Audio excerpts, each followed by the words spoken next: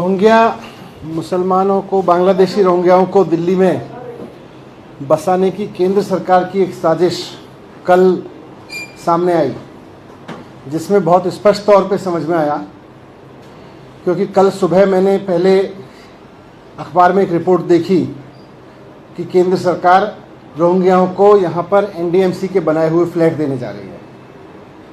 उसके थोड़ी देर बाद केंद्रीय शहरी आवास मंत्री हरदीप सिंह पुरी जी का ट्वीट देखे जिसमें उन्होंने उस पूरे डिसीजन को बहुत तारीफ करते हुए पूरा क्रेडिट लिया कि हमारी सरकार बहुत अच्छा काम कर रही है, केंद्र सरकार। उसके बाद जब मीडिया में ये पूरा मसला उठा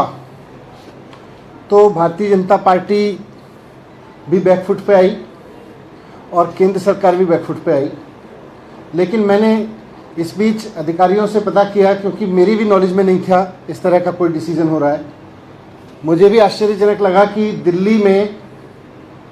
रोहिंग्याओं को फ्लैट दिए जाने की योजना बन गई।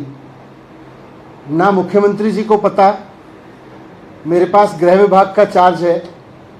दिल्ली के गृह मंत्री को नहीं पता, दिल्ली के मुख्यमंत्री को नहीं पता, और अखबारों से पता चल रहा है कि यहाँ पर रोहिंग्याओं को फ्लैट्स देने की योजना चल रही है। मुझे भी आश्चर्य हुआ कि ये कैसे हो सकता है।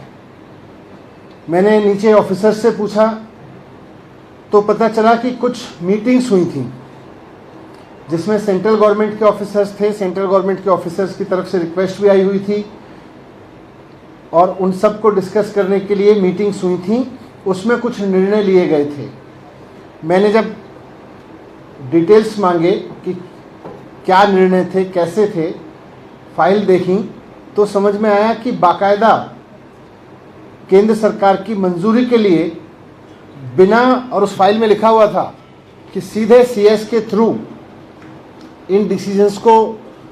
लेके इम्प्लीमेंट कराने के लिए केंद्र सरकार की मंजूरी के लिए एलजी साहब के पास में भेजा जा रहा है। मुझे लगा कि पूरी तरह से दिल्ली की चुनी हुई सरकार से छिपा के, दिल्ली के मुख्यमंत्री से छिपा के, दिल्ली के गृह मंत्री से छिपा के ये साजिश क्यों की जा रही है। इस पर जब मैंने भी बयान दिया, अपना स्टेटमेंट दिया, तो उसके बाद केंद्र सरकार फिर थोड़ा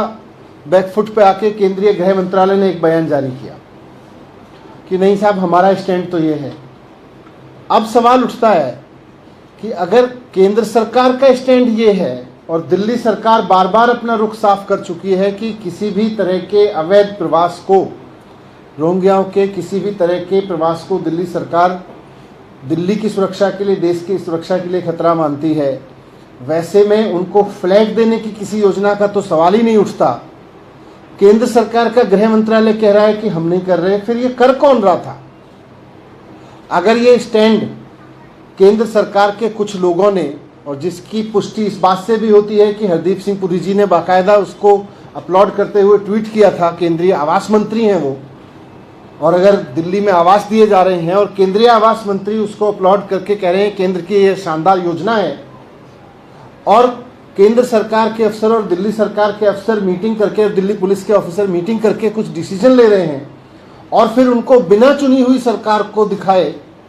एलजी के अप्रूवल के लिए भेज रहे हैं, तो फिर ये करा कौन रहा है? अगर केंद्र सरकार इसके खिलाफ है तो फिर कौन करा रहा है? दिल्ली सरकार से छिपा के किया जा रहा है, चुनी हुई सरकार से छिपा के किया जा रहा है, तो करा कौन रहा है? केंद्रीय मंत्री जी इसकी तारीफ कर रहे हैं, तो फिर करा कौन रहा है? केंद्र सरकार के ऑफिसर्स भी मीटिंग्स में डिसीजन ले रहे हैं, तो करा कौन रहा है? तो इसीलिए मैंने गृह मंत्री जी को, केंद्रीय गृह मंत्री जी को चिट्ठी लिखी है अभी, और उसमें मैंने उनसे ये रिक्वेस्ट किया है कि पहली बात तो ये कि आप केंद्र सरकार का स्पष्ट रुख देश के सामने रखें, दिल्ली के सामने रखें, और दूसरा, ये जो साजिश हो रही है या हो रही थी कि दिल्ली की चुनी हुई सरकार से छिपाकर, और अगर केंद्र सरकार भी ऐसा मानती है कि रोहिंग्याओं को नहीं बसाना है, फ्लैट नहीं देने, तो फिर केंद्र सरकार के भी रुख के खिलाफ जाके ये डिसीजंस किसके कहने पे लिए जा रहे थे, कौन ले रहा था, कहाँ से इसके आदेश आ रहे थे, ये सबकी बहुत निष्पक्ष तुरंत जांच होनी चाहिए। और जो भी लोग अगर केंद्र सरकार के रुख के खिलाफ जा रहे थे तो केंद्र सरकार के रुख के खिलाफ, और दिल्ली की सरकार से चुनी हुई सरकार से छिपा के डिसीजन लेना चाह रहे थे, तो उनके खिलाफ सख्त कार्रवाई होनी चाहिए। ये मैंने केंद्रीय गृह मंत्री जी को अभी चिट्ठी लिखी है।